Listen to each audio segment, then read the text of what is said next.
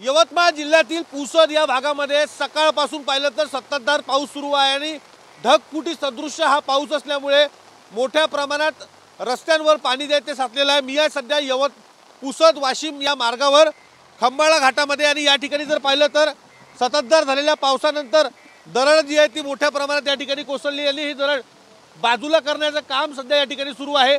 पुसद वाशिम रस्ता जो आहे तो वाहतुकीसाठी प्रभावित झाल्याचं आपण पाहू शकतो की वाहनाच्या रांगा देखील या ठिकाणी लागलेल्या आहेत।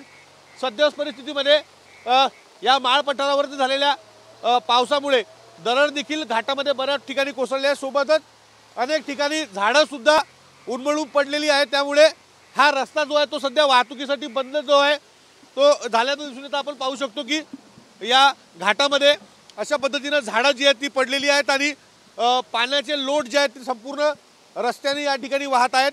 वाहतूक या ठिकाणी ठप्प जी आहे ती या ठिकाणी झालेली आहे।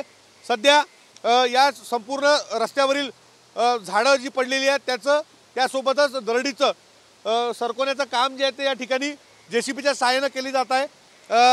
गावकरी या भागातील काही आपल्यासोबत आहेत। किती तासापासून ही वाहतूक प्रभावित आहे आणि काय सांगाल?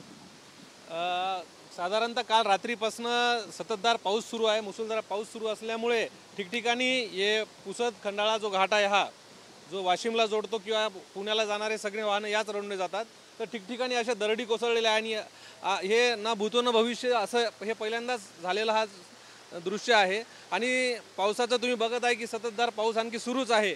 तर इथे PWDची टीमसुद्धा इथं काम करत आहे।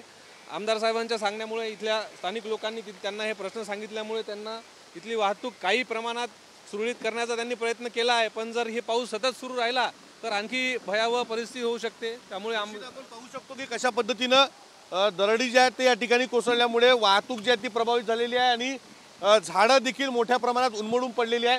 संपूर्ण हा जो मार्ग आहे हा पुसदवरून वाशिमकडे जाणारा मार्ग आहे आणि प्रमुख मार्ग जो आहे तो पुसद शहराला जोडणारा आहे आणि हा रस्ता जो आहे तो सध्या वाहतूक जी आहे ती या रोडवरची ठप्प झालेली आहे।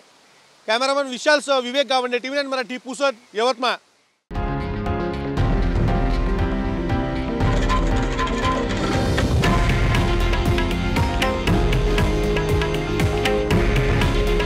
हे आहे देशातील नंबर 1 न्यूज नेटवर्क आणि आपण पाहत आहात TV9 मराठी। काळजी तुमची, हित महाराष्ट्राचं।